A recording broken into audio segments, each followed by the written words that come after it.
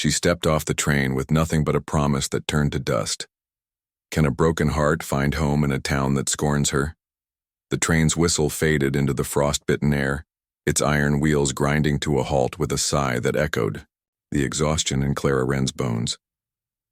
It was December 1885, and the platform at Willow Creek, Tennessee glittered under a fresh layer of snow, delicate as a bride's veil, but sharp as betrayal. Clara, 24, stood alone, her auburn, hair pinned tightly beneath a faded blue bonnet, her hazel eyes scanning the empty station. Her woolen dress, once a vibrant indigo, clung to her frame, patched at the hem from years of mending. In one hand she clutched a battered carpet bag, in the other, a letter, its edges worn from restless fingers. My dearest Clara, I will meet you at Willow Creek. Yours, Everett Shaw. She'd traced those words across the miles from Virginia, each rereading a tether to hope, but Everett wasn't there. The platform held only the crunch of snow underfoot and the distant clatter of a porter stacking crates. A bitter wind snagged her bonnet, tugging it loose, and Clara caught it just before it danced away, her breath clouding in the chill. She stood, unmoving, as if rooted to the earth, her gaze sweeping the faces of strangers, a woman bundling her children, a man with a pipe trailing smoke, a pair of gossiping sisters in fur-trimmed coats, their whispers slicing through the air. That's the Wren girl, ain't it? One hissed, her voice like a needle. Come all this way for a man who didn't show. The other tisked. Poor thing, left at the altar before the altar's even built.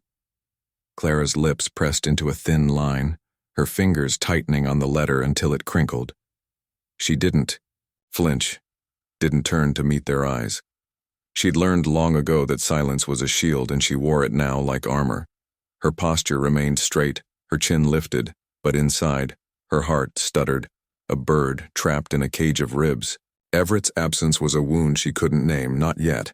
The station emptied, and still she stood, snow dusting her shoulders like ash. At the platform's edge, a woman approached, her gray hair pulled into a severe bun, her black shawl stark against the snow. Mrs. Hester Vaughn, keeper of the Willow Creek boarding house, eyed Clara with the scrutiny of a judge. You got money for a room, girl? She asked, voice clipped. I don't run a charity. I can pay, Clara said softly, her voice steady despite the tremor in her chest. She reached into her bag, pulling out a small purse with coins, earned from sewing in Virginia. Mrs. Vaughn snorted. Good. This town don't take to strays, especially not women with trouble stitched into their skirts. She turned, beckoning Clara to follow. Keep up. Snow's only getting worse. Clara trailed behind, her boots sinking into the snow, each step a quiet rebellion against the weight of judgment. Willow Creek unfolded before her, a cluster of clapboard buildings hunched under snow-heavy roofs. The general store's sign creaked. In the wind, the blacksmith's forge belched smoke and the chapel's steeple pierced the gray sky. Its bell silent but looming, eyes followed her. Shopkeepers pausing their brooms, women peering from windows, their gazes sharp as frost. The boarding house was a sagging relic, its once white paint chipped to reveal weathered wood. Clara's room was a narrow cell, a cot, with a thin quilt, a washstand with a cracked basin, a single lamp flickering on a shelf. Mrs. Vaughn lingered in the doorway. Fine work if you want to eat. Mr. Tate at the store might need hands, but he don't hire sinners. Mind yourself. Clara nodded, her expression unyielding. When the door clicked shut, she exhaled, setting her carpetbag on the floor. She unpacked. With care. 2 dresses, one for work, one for Sundays. A chipped ivory comb and a small locket, its silver tarnished, holding a curl of dark hair from a life she no longer spoke of. She placed the locket on the nightstand, her fingers lingering, then turned to the mirror above the basin. The woman staring back had no softness left, only angles and shadows, her hazel eyes dulled by years of loss. Outside, a snowball struck the window, followed by childish laughter fading into the night. Clara didn't move. She lit the lamp, its weak glow pooling on the floor, and whispered to her reflection, "You are not what they say." The words felt hollow, unanswered by the room, the town, or the man who'd left her standing in the snow. But as she lay on the cot, the wind howling through the panes, a flicker of defiance stirred within her. What would she become in a place that already named her broken? Snow fell in lazy drifts outside the Willow Creek General Store, blanketing the town in a hush that did little to quiet its tongues. Clara Wren, 24, moved through her first week of work with the precision of someone who'd learned to be invisible. Her auburn hair, tucked beneath a faded blue bonnet, caught flecks of frost as she hauled sacks of flour from the storeroom, her patched indigo dress brushing the rough-hewn floor. Her hazel eyes stayed low, fixed on crates of dried apples or shelves of tinned goods, avoiding the stares that followed her like shadows. Mr. Amos Tate, the storekeeper, was a man of few words, his gray beard twitching only to grunt orders. More salt on the left. Mind the dust. Clara nodded, her hand steady, her silence a fortress. The townsfolk were less restrained. By midweek, the whispers had grown bold, slipping through the store's open door like a chill. Sisters Lydia and Martha Crane, their fur-trimmed coats swishing, lingered at the counter, their voices sharp as scissors. Clara Wren, the one Everett Shaw left high and dry, Lydia murmured, her eyes glinting. Bold as brass, showing her face here. Martha clicked her tongue. A woman like that brings trouble. Mark my words, she'll ruin some poor fool. Yet, Clara's fingers tightened on a jar of molasses, but she didn't turn. She shelved it with care, her breath shallow, as if the air itself might betray her. The sisters' words stung, but they weren't new. She'd heard their kind, before in Virginia, when grief had carved her hollow and left her name a curse, yet each barb lodged deeper, threatening to crack the resolve she wore like a second skin. By Friday, her hands ached from lifting, her back stiff from hours bent over crates. She stepped onto the store's porch at dusk, the sky bruised with clouds, and warmed her fingers around a tin mug of tepid tea. The street was quiet, save for the creak of a wagon and the distant clang of the blacksmith's hammer. Then she saw him, a man across the road leaning against the livery stable's fence, his presence as steady as the oaks lining the creek. Gideon Holt, 32, stood tall in a weathered brown coat, his dark blonde hair dusted with snow, his gray eyes catching the fading light. His hat, worn low, shadowed a face carved by time and loss, but his stillness held a weight that made Clara pause. He didn't approach, didn't speak, just watched, his gaze not cruel but curious, like someone reading a book left half open. Clara looked away, her pulse quickening, and sipped her tea. The next day he was there again, same spot, same quiet. On Sunday, as she left the store, a small bundle waited by the boarding house steps. Kindling tied with twine, its pine scent sharp in the cold. No note, no name. Mrs. Hester Vaughn, sweeping the porch, squinted at it. Yours, I reckon. Don't. Mean it's free. You'll pay for the stove. Clara nodded, her throat tight. I'll manage. She carried the kindling inside, placing each stick by the hearth with reverence as if it were more than wood, as if it were proof someone saw her. That night, she dreamed of a child's laughter, a tiny hand she couldn't hold, and woke with the locket's weight heavy against her chest. The town's judgment pressed closer, Reverend Caleb Morse's sermons now laced with pointed pauses about wayward souls when she passed the chapel. Yet the kindling burned bright, its warmth a defiance against the cold. On Monday, Clara dropped a crate of jars, the crash echoing in the store. Glass splintered and she knelt, gathering shards, her hands trembling. Gideon appeared, wordless, his calloused fingers brushing hers as he helped. Their eyes met, hers startled, his steady, and for a moment, the world was just the two of them, the snow outside falling softer than her fears. Thank you, she whispered.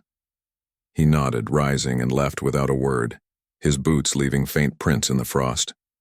Mr. Tate chuckled from the counter. Gideon Holt, lost his wife years back, keeps to himself mostly. Clara said nothing, but her heart stirred, not with hope but with recognition. Who was this man who left warmth at her door, and what did he see in a woman the town had already condemned? The snow in Willow Creek had settled into a brittle crust, cracking underfoot like the town's fragile civility. Clara Wren moved through her second week at the general store with the quiet resolve of someone stitching a torn life back together. Her auburn hair, pinned tightly under her blue bonnet, gleamed faintly in the weak winter light filtering through the store's frost-etched windows. Her indigo dress, patched but clean, swished as she arranged bolts of calico, her hazel eyes darting to the door each time the bell jingled. Mr. Amos Tate's gruff commands, "Stack the candles higher, girl," were the only words that didn't carry venom, and for that, Clara was grateful. But the town's whispers grew sharper, like knives honed by boredom. Lydia and Martha Crane, their voices dripping with false pity, loitered by the counter, their fur-trimmed coats brushing the floor. "Clara Wren's got her claws in Gideon Holt now," Lydia sneered, adjusting her gloves. A deserted woman, latching onto a widower. Shameless, Martha's laugh was a shard of ice. Poor Gideon. He'll learn what kind of trouble she brings. Clara's hands paused on a tin of coffee, her knuckles whitening. She didn't turn, didn't speak. But the words burrowed deep, stirring memories of a Virginia graveyard, a tiny stone marker she'd left behind. She forced her breath steady, shelving the tin with deliberate care, her silence louder than any retort. Yet the weight of their judgment pressed harder, a stone on her chest she couldn't shift. Each evening, as dusk painted the sky in shades of ash, Clara found solace on the store's porch, her tin mug of tea steaming in the cold. Gideon Holt was there, not always, but often enough to become a fixture in her routine. He leaned against the livery fence, his weathered brown coat dusted with snow, his dark blonde hair catching the last light, his gray eyes meeting hers with a quiet intensity. No words passed between them, but his presence was a tether, grounding her against the town's scorn. One night, as snow fell in soft, forgiving flakes, Clara stepped from the store and found a wool scarf folded neatly on the porch railing, its gray weave flecked with blue, smelling faintly of cedar and leather. Her fingers traced its edges, her heart stuttering. She glanced across the street, but Gideon was gone, only his footprints lingering in the snow. Mrs. Hester Vaughn, watching from the boarding house, scoffed. "Gifts don't change what you are, girl. Mind your place." Clara clutched the scarf, her voice low but firm. "I know my place. It's not yours to decide." She wrapped the scarf around her neck, its warmth a quiet defiance, and walked home under a sky heavy with stars. The next day, a storm loomed, clouds bruising the horizon. Clara was sweeping the store's floor when a crate of preserves slipped from her grasp, jars shattering in a sticky mess. She knelt, heart racing, gathering fragments, when Gideon appeared, his boots silent on the wood. He crouched beside her, his calloused hands steady as they sorted glass from jam. Their fingers brushed a fleeting spark, and Clara's breath caught. She looked up, finding his gray eyes not on the mess but on her, seeing her, really seeing her past the rumors, past the pain. "Thank you," she murmured, her voice barely above a whisper. "Doesn't cost me to help," he said, his voice rough but kind, like gravel smoothed by a river. He stood, offering a hand, and she took it, her palm tingling as she rose. Mr. Tate's voice broke the moment. "Gideon's a good man, Miss Wren. Lost his Sarah to fever. Don't go stirring what's best left still." Clara nodded, but her mind lingered on Gideon's touch, his words, the scarf warming her neck. That night, in her narrow room, Clara sat by the lamp, the locket open in her palm, its dark curl glinting. She traced it, her chest aching with a name she rarely spoke aloud. The town's cruelty, the weight of her past, threatened to drown her. But Gideon's quiet kindness was a lifeline, fragile, yet real. As the wind rattled the window, she wondered, could a heart so scarred still learn to trust? Or would Willow Creek bury her before she could rise?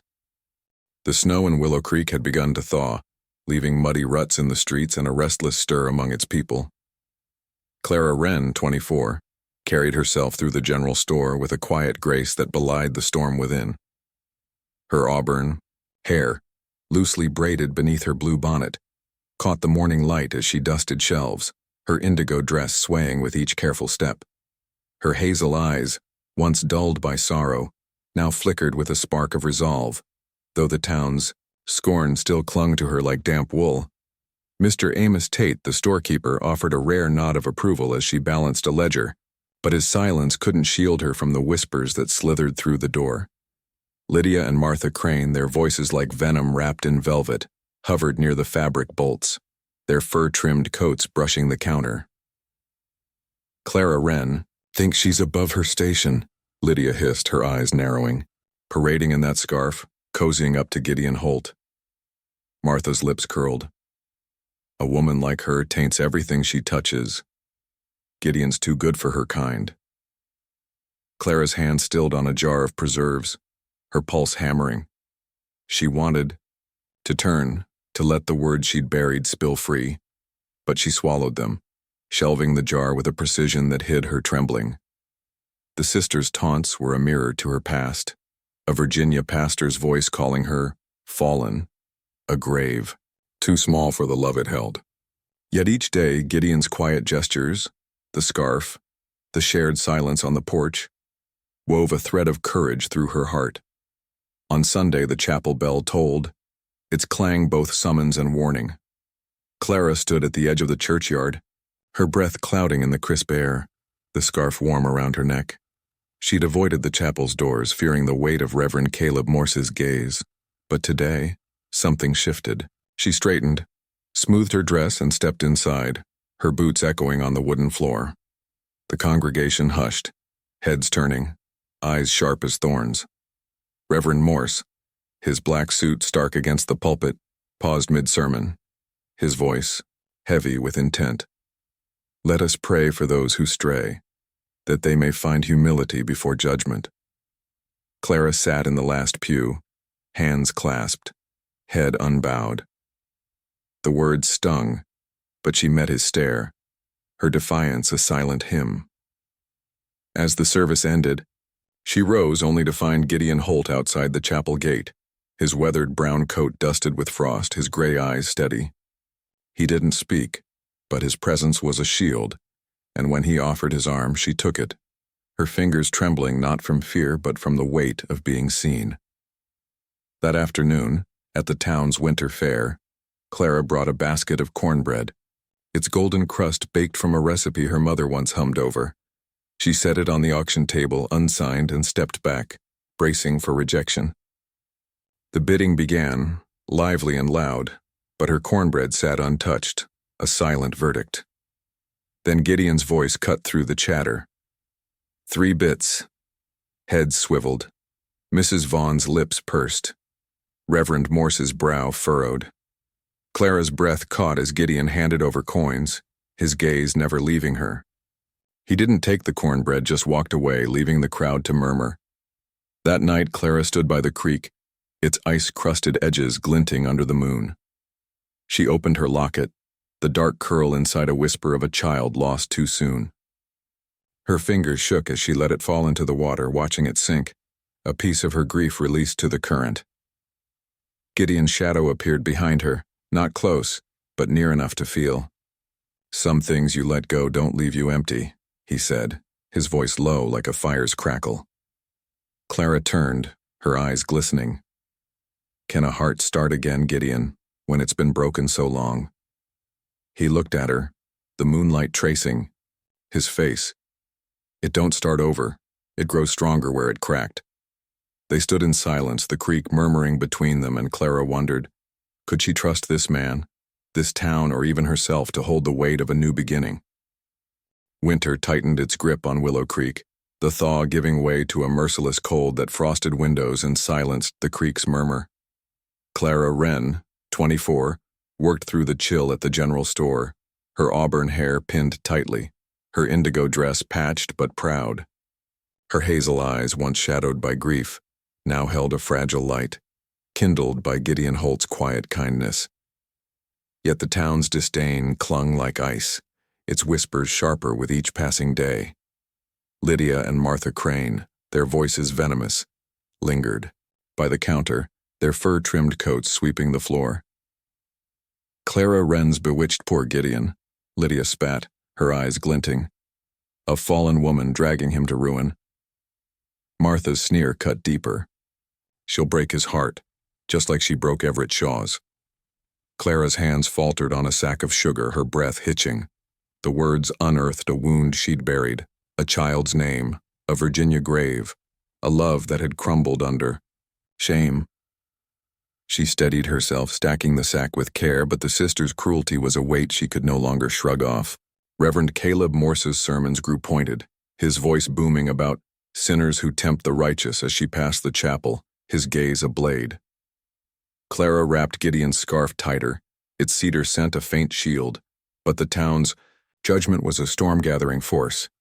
By midweek, a blizzard descended, its winds howling like a chorus of ghosts. The store closed early, Mr. Amos Tate barring the door with a scrawled sign, "Closed for storm. Pray." Clara trudged to the boarding house, snow stinging her face, her boots sinking into drifts. Mrs. Hester Vaughn rationed firewood stingily, her voice sharp, "No coins, no heat, you know the rules." Clara's purse was near empty, her last earnings spent on bread.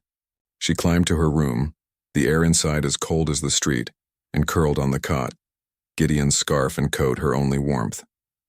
The locket lay heavy against her chest, its dark curl a reminder of a loss she couldn't outrun. Her breath clouded, her fingers numbed, and as the storm raged, her strength ebbed, the world fading to a gray haze. Gideon Holt trusted instincts honed by years of loss. That morning, as snow buried Willow Creek, a knot tightened in his gut. He saddled his horse, his weathered brown coat whipped by the wind, his dark blonde hair dusted white. His gray eyes narrowed against the storm as he rode to the boarding house, its shutters sealed like a tomb. He pounded on the door, ignored Mrs. Vaughn's protests. She's paid her way, and stormed upstairs. Clara lay crumpled by the cold stove, her lips pale, her breath shallow. He knelt, pressing fingers to her neck, relief flooding him at the faint pulse. "Clara, stay with me," he urged, his voice rough with fear. He wrapped her in his coat, lifting her with a gentleness that belied his strength, and carried her through the blizzard to his cabin, a mile beyond town. The fire roared as he stoked it, piling quilts over her, warming her hands with his own. Through the night he sat vigil, changing cloths, whispering assurances. "You're stronger than this storm, Clara." By dawn, color crept back to her, cheeks, her eyes fluttering open. She saw Gideon, sleeves rolled, face lined with sleeplessness, and her voice cracked. "You didn't have to." "Had to," he said, his gaze unwavering. "Lost my Sarah to fever. Couldn't lose you too." Clara's chest ached, not from cold but from truth. "I lost someone too," she whispered, fingers grazing the locket. "My daughter Ellie. I wasn't enough to keep her." Gideon's hand rested near hers, not touching, just close. "You're enough now." The fire crackled, its warmth weaving through their silence, but outside, the storm still raged. Could Clara let herself lean into this fragile trust? Or would Willow Creek's cruelty snuff out the spark before it could grow? The blizzard's fury had passed, leaving Willow Creek draped in a fragile stillness as if the town itself held its breath. Snow melted into rivulets, trickling along the eaves of clapboard houses, and the air carried a faint promise of spring. Clara Wren, 24, stood taller now, her auburn hair catching the pale sunlight as she crossed the threshold of Gideon Holt's cabin. Her indigo dress, patched but pressed, moved with a newfound ease, and her hazel eyes, once clouded by grief, shimmered with quiet resolve. The scarf Gideon had given her, gray with blue flecks, rested snug around her shoulders, its cedar scent a constant reminder of the man who'd pulled her from the storm's grasp. Inside the cabin, the fire crackled softly, casting golden light across a quilt-draped chair and a shelf of worn books. Clara's fingers brushed a leather-bound journal, its pages filled with Sarah's neat script, recipes, musings, a sketch of a wildflower. She read a line about planting daisies, and her chest tightened not with sorrow but with recognition. Sarah, like Clara, had loved fiercely, lost deeply. Closing the journal, she turned to find Gideon in the doorway, his weathered brown coat slung over his arm, his dark blonde hair damp from splitting wood. His gray eyes met hers, soft but searching, and for a moment, the world was just them, the fire's warmth weaving their silences into something sacred. "You don't owe me for staying," Gideon said, his voice low, like a river's steady flow. "This ain't charity." Clara's lips curved, a rare, unguarded smile. "I'm here because I want to be, not because I've nowhere else." He nodded, a flicker of relief in his gaze, and stepped outside to tend the horse. Clara watched him go, her heart stirring with a truth she wasn't ready to name. But Willow Creek wasn't done with her yet.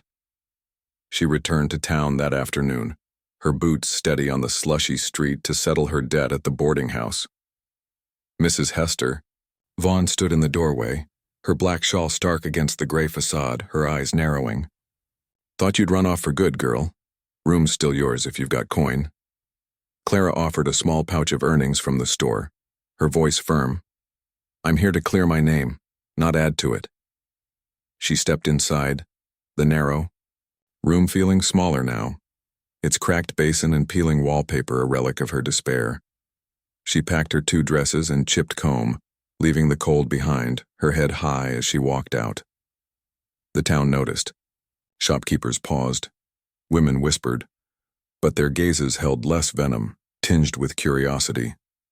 Reverend Caleb Morse intercepted her near the chapel, his Bible clutched tight. "Miss Wren, you've stirred quite a tempest. Repentance is a narrow path." Clara met his stare, unflinching. "I'm not the one lost, Reverend. Maybe look to your own flock." She turned away, her scarf catching the breeze, and felt the weight of judgment lift, if only slightly. Back at the cabin, Gideon greeted her with a nod.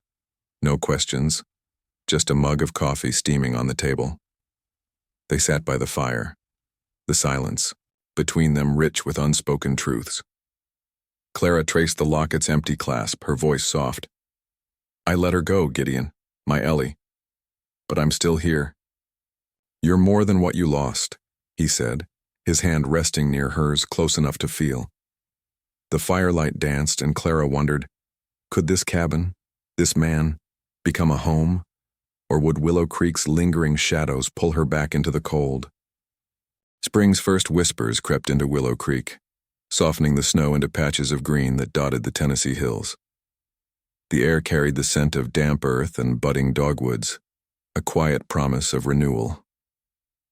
Clara Wren, 24, stood on the porch of Gideon Holt's cabin, her auburn hair loose in the morning breeze, her hazel eyes reflecting a sky no longer heavy with storms. Her indigo dress, worn but cherished, swayed as she leaned against the railing, Gideon's scarf, gray, with blue flecks, draped over her shoulders, its cedar warmth now as familiar as her own heartbeat.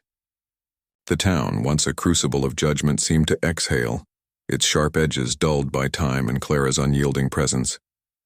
Inside the cabin, the fire burned low, its embers casting a golden glow across the quilt-draped chair and the shelf where Sarah's journal rested, its pages a bridge between past and present. Clara had read it all. Sarah's hopes, her love for Gideon, her dreams of a garden that never bloomed. Each word had stitched Clara closer to this place, this man, who saw her not as a shadow of loss, but as a woman whole.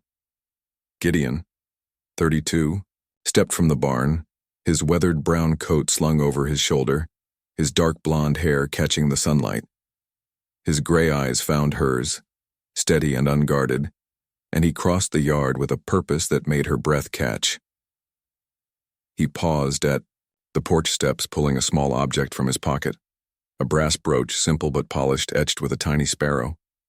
"It was Sarah's," he said, his voice rough but soft, like a river over stone. "She'd want it worn by someone who knows what it means to keep going." Clara's fingers trembled as she took it, pinning it to her dress, its weight a vow, unspoken. "I've been called broken, forsaken," she said, her voice steady. "But here with you I'm something else." Gideon's gaze held hers, unwavering. "You're Clara. That's enough." They stood in silence, the sparrow brooch glinting, a testament to a love not promised, but chosen. Later, They sat by the fire, coffee mugs steaming, the cabin alive, with the quiet rhythm of shared space. Clara spoke of Ellie, her daughter lost to fever, her words no longer a wound, but a memory woven into her strength.